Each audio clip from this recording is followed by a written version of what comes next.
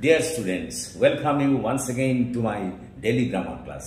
দেখো আজ একটা খুব গুরুত্বপূর্ণ বিষয় নিয়ে তোমাদের কাছে হাজির হয়েছি। সেটি হলো পুট আউট এবং আউটপুট, এদের মধ্যে পার্থক্য কি। দেখো সত্যি কথা বলতে কি এই দুটোর ব্যবহারকে কেন্দ্র করে তোমাদের মধ্যে অনেক সময় নানা ধরনের কনফিউশন দেখা দেয়। আজকের পর থেকে আর কোনো কনফিউশন দেখা দেবে না। দেখো পুট আউট হলো একটা ফ্রেজাল ভার্ব, যার বিভিন্ন ধরনের অর্থ হতে পারে। পুট আউট মানে নেভানো হতে পারে, পুট আউট মানে প্রকাশ করা হতে পারে, পুট আউট মানে কোনো কিছু চিন্তার কারণ হতে পারে। কথাটা বোঝার চেষ্টা করো। যেমন মনে করো আমি একটা উদাহরণের সাহায্যে বলতে পারি যে he had put out the lamp before he went out of the room. সে ঘর থেকে বের হওয়ার আগে ল্যাম্পটা নিভিয়ে দিয়েছিল।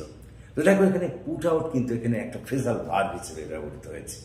আবার আউটপুট এই শব্দটার অর্থ হলো উৎপাদিত দ্রব্যের পরিমাণ। এটা কিন্তু একটা নাউন। যেমন মনে করো the output of the rice has crossed our expectation this ইয়ার।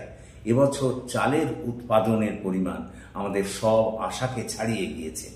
এখানে আউটপুট নিঃসন্দেহে একটা নাউন হিসেবে ব্যবহৃত হয়েছে, যার অর্থ হলো উৎপাদিত দ্রব্যের পরিমাণ। আবার এই আউটপুট কিন্তু ভার্ব হিসেবে ব্যবহৃত হতে পারে। তখন তার অর্থ হয় উৎপাদন করা।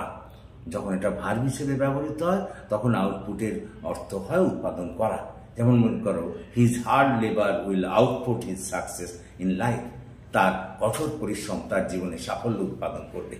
তো আশা করি তোমরা বুঝতে পেরেছো এই দুটি শব্দের মধ্যে পার্থক্য কি।